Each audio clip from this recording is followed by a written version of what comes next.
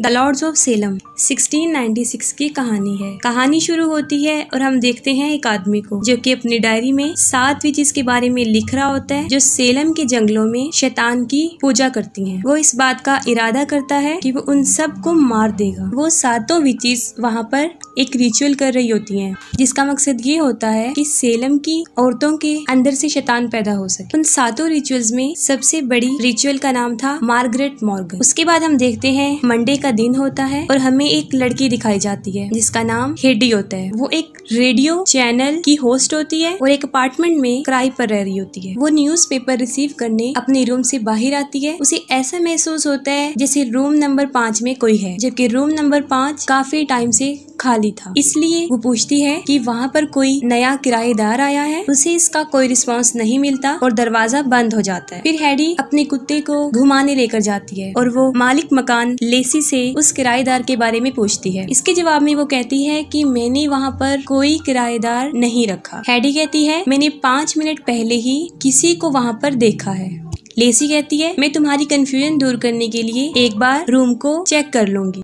Heidi के जाने के बाद वो रूम नंबर 5 को देखने जाती है, लेकिन वहाँ पर उसे लॉक मिलता है। ये देखकर वो वापिस आ जाती है। फिर रात को हेडी रेडियो स्टेशन से घर जा रही होती है तो उसे रिसेप्शन पर एक बॉक्स मिलता है जो उसके लिए होता है। वो नहीं जानती थी कि वो बॉक्स कहाँ से आया है। बॉक्स के अंदर एक साउंड रिकॉर्डर होता है और उसके ऊपर सिर्फ द लॉर्ड्स लिखा होता है। खैर वो उस बॉक्स को उठाकर घर ले जाती है। साथ में उसका एक कोलीग हरमन भी उसके साथ होता है। घर जाके हरमन उस रिकॉर्डर को प्ले करता है लेकिन वो उससे नहीं चलता। इसके बाद हेडी उसे प्ले करती है तो वो फौरन चल जाता है। उस टेप रिकॉर्डर में बहुत खतरनाक किस्म का म्यूजिक था। जैसे ही हेडी उसे सुनती है उसे अजीबोगरीब होना शुरू हो जाता है। इसके फौरन बाद हम 1696 का एक सीन देख रहे होते हैं। इसमें वही विचेस एक औरत के पेट से बच्चा निकाल रही होती हैं। वो उसका बच्चा निकाल लेती हैं और वो बच्चा एक आम इंसानी बच्चा होता है। ये देखकर वो बच्चे को मार देती हैं। हेडी की ये हालत देखकर हरमन म्यूजिक ऑफ कर देता है। वो हेडी से पूछता है कि क्या तुम ठीक हो।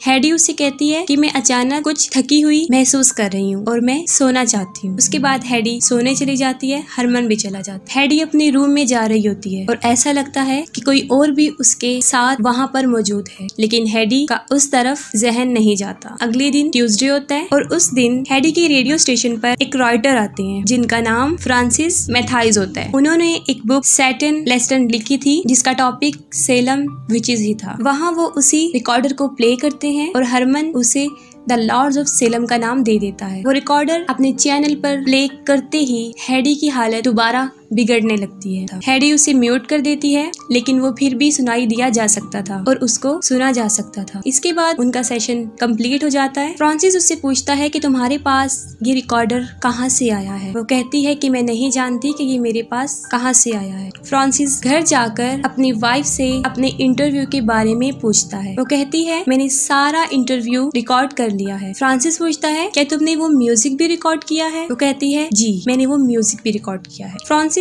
पहले द लॉर्ड्स ऑफ सेलम नाम सुन चुका था लेकिन उसे कुछ याद नहीं आ रहा था। हेडी अपने घर पहुंच जाती है। अपने रूम की तरफ जा रही होती है तो लेसी उसे बुला लेती है और अपनी सिस्टर से मिलवाती है, सोनी और मेगन। वो हेडी को अपने पास बिठाने के लिए बुलाती हैं, लेकिन हेडी के डॉग को भूख लगी थी इसलिए वो पहले अपने रूम में जाती है। जैसे ही हेडी अपने डॉग को खाना दे रही होती है फिर एक औरत उसके पीछे काफी देर तक खड़ी रहती है, लेकिन हेडी को पता नहीं चलता। फिर वो नीचे उन लोगों के पास आ जाती है और वहाँ पर उसे पता चलता है कि मेगन हाथ पढ़ सकती है। फिर वो उसे अपना हाथ दिखाती है। मेगन उसे कहती है कि तुम्हें अपने दिमाग को कंट्रोल रखना चाहिए और आहिस्ता आहिस्ता वो उससे काफी अजीब तरीके से बात करना शुरू कर देती है। वो हेडी से बदतमीजी करती है जो हेडी को पसंद नहीं आती और वो वहाँ से उठकर चली जाती है। आधी रात को हेडी अपने डॉग की आवाज सुनती है और वो उसको देखने जाती है। वो देखती है कि उसका डॉग रूम नंबर 5 के दरवाजे पर खड़ा है। वो उसे वहाँ से लेकर चली जाती है और रूम नंबर 5 का डोर खुद ब खुद खुल जाता है। हेडी उसके अंदर चली जाती है और दरवाजा खुद ब खुद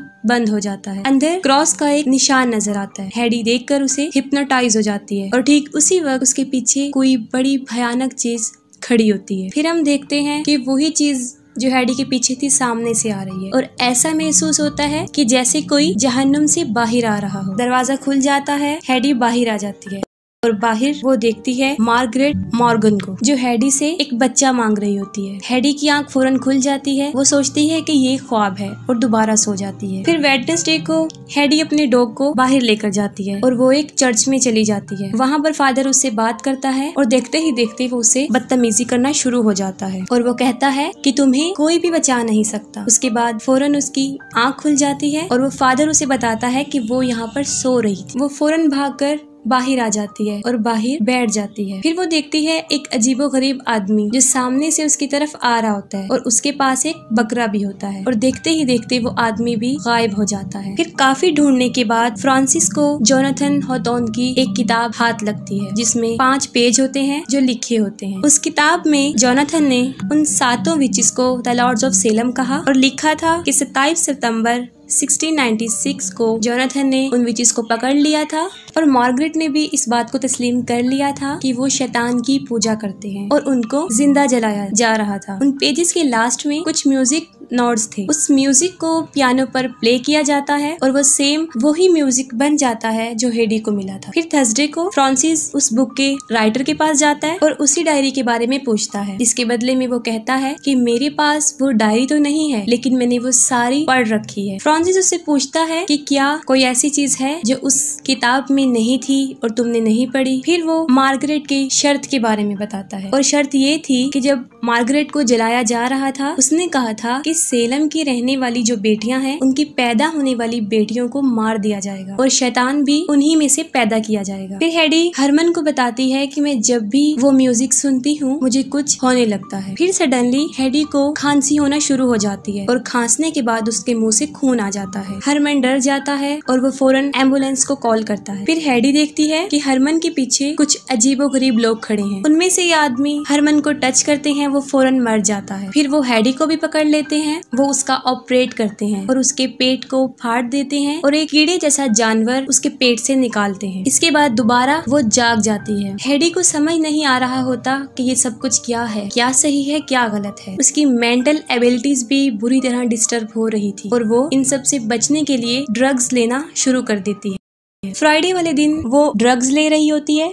तो अचानक से उसके दरवाजे पर नॉक होती है। वो देखने जाती है तो वहाँ पर वो तीनों बहनें खड़ी होती हैं। वो उन्हें अंदर बुला लेती है। दूसरी तरफ फ्रांसिस हेडी के बारे में रिसर्च कर रहा होता है जहाँ पर उसे पता चलता है कि हेडी का असल नाम एडिलहेड एलिजाबेथ है। थोड़ी रिसर्च के बाद उसे पता चलता है कि वो भी जोनाथन के उस शर्त में आई हुई एक लड़की। वो फौरन हेडी को कॉल करता है जो फोन मेगन उठाती है और कहती है कि रॉन्ग नंबर है और फोन बंद कर देती है। हेडी बेहोश होती है और वो तीनों बहनें हेडी को रूम नंबर 5 में ले जा रही होती हैं। लेसी रूम नंबर 5 के डोर पर वही निशान बनाती है जो उन विचेस के फेस पर बना हुआ था। इसके अलावा वो सिंबल रिकॉर्डर पर भी बना हुआ था और इवन के जोनाथन की डायरी पर भी। डोर के करीब आकर वो तीनों शैतान से प्रेयर करती हैं और फौरन दरवाजा खुल जाता है और वो हेडी को अंदर भेज देती है और रूम के अंदर का हिस्सा दिखाया जाता है जो पहले जैसा तो बिल्कुल भी नहीं था, लेकिन अब वो एक महल था और उसके बिल्कुल सामने एक अजीबोगरीब क्रिएचर खड़ी थी। हेडी आहिस्ता आहिस्ता उसकी तरफ बढ़ रही होती है और उसका चेहरा बिल्कुल बदल चुका होता है, यहाँ तक कि उसके माथे पर वही निशान बन जाता है जो उन विचेस का होता है। हेडी उस क्रिएचर के पास आती है, उसके अंदर से 2 टेंटिकल निकलते हैं और हेडी फौरन उन्हें पकड़ लेती है। इसके बाद दरवाजा खुल जाता है और हेडी बिल्कुल नॉर्मल हालत में बाहर आ जाती है। हेडी को देखकर वो तीनों काफी खुश होती हैं और हेडी को उसके रूम में सुला देती हैं। लेकिन अजीब बात ये थी कि वो क्रिएचर भी हेडी के साथ वहाँ पर मौजूद था। इसके बाद हरमन हेडी को कॉल करता है। हेडी को कुछ याद नहीं होता जो उस रात हुआ था। वो कहता है कि आज रात हमारे स्टेशन पर कोई शो है और हमें उससे पहले मिलना है, लेकिन हेडी उसे इनकार कर देती है और फोन बंद कर देती है। लेसी हेडी के साथ ही होती है और वो उस पर मुसलसल नजर रख रही होती है। फिर फ्रांसिस हेडी से मिलने उसके घर पहुंच जाता है और दरवाजे पर लेसी होती है। वो कहती है हेडी घर पर नहीं है, लेकिन हेडी घर पर ही होती है। लेसी कहती है कि तुम अंदर आ जाओ और हेडी का वेट कर लो। अंदर वो तीनों बहनें उससे मुख्तलिफ सवालात करना शुरू कर देती हैं। फ्रांसिस उन्हें बताता है कि हेडी से मैं रेडियो स्टेशन पर मिला था और वहाँ पर द लॉर्ड्स ऑफ सेलम का रिकॉर्डर भी सुना था और मेरे पास कुछ इम्पोर्टेंट इन्फॉर्मेशन है जो मुझे हेडी को देनी है। और यहाँ से बात खराब होना शुरू हो जाती है। लेसी फ्रांसिस से काफी बदतमीजी करती है। फ्रांसिस उसे इग्नोर करता है, लेकिन सिचुएशन काफी खराब थी। वो जैसे ही उठकर जा रहा होता है, सोनी उसके सर पर पेन से वार करती है और वो नीचे गिर जाता है। फिर वो उसी पेन से उसे बहुत शदीद मारते हैं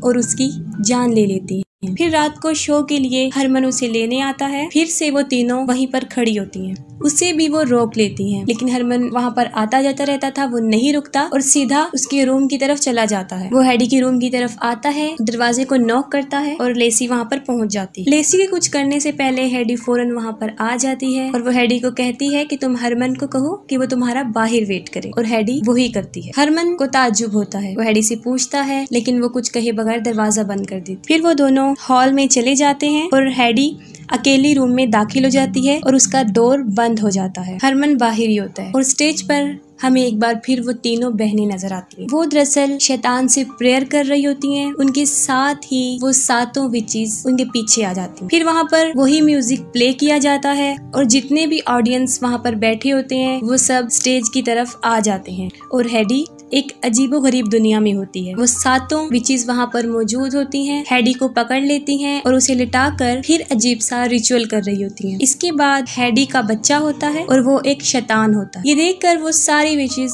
खुश हो जाती हैं और हेडी की मौत हो जाती है। लेकिन हमें दोबारा हेडी दिखाई जाती है, लेकिन अब वो गॉडेस की फेस में होती है, एक देवी जो कि बहुत सी औरतों की लाशों पर खड़ी होती है। उसके बाद न्यूज आती है, तकरीबन 32 औरतें मर चुकी। वहाँ पर उन सब की डेड बॉडीज मौजूद होती हैं, लेकिन वहाँ पर हेडी की नहीं मिलती, वो गायब होती है। और यहाँ पर मार्गरेट का जो ट्रायल था वो पूरा हो जाता है, यानी शैतान भी पैदा हो जाता है और सेलम की बेटियों की मौत हो जाती है। वो गॉडेस इसलिए बनी थी क्योंकि उसने एक शैतान को पैदा किया था और अब वो सारी विचेस की तरह बन चुकी है और सब लोग उसकी भी पूजा करेंगे और मूवी एंड हो जाती।